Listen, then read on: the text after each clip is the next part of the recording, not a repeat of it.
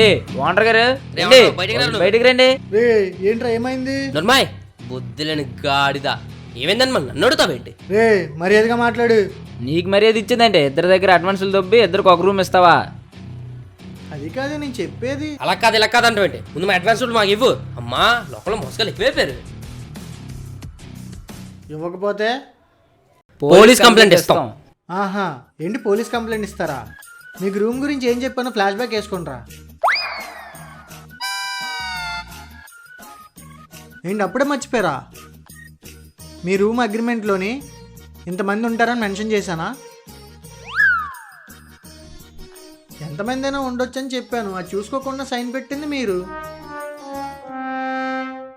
ఇంత పెద్ద సిటీలో 5,000కి రూమ్ దొరకడం ఎక్కువ. మీ ఇద్దరిని కలిపి ఒక రూమ్లో కంబైన్ చేసి ఇచ్చాను. తప్పే ఉంది అందులో.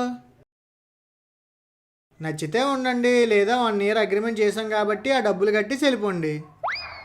అయ్యయ్యో సార్ అంత పెద్ద పెద్ద మాటలు ఎందుకు సార్? ఇప్పుడు అడ్జస్ట్ అవ్వాలి అంతే కదా. ఏరా అవుతాం, ఏం చేస్తాం. కానీ ఒకటే బెడ్ ఉంది, ఒకటే ఫ్యాన్ ఉంది, అడ్జస్ట్ అవ్వడం కొంచెం కష్టం సార్. సరే డబ్బులు కట్టి బయలుదేరండి అయితే.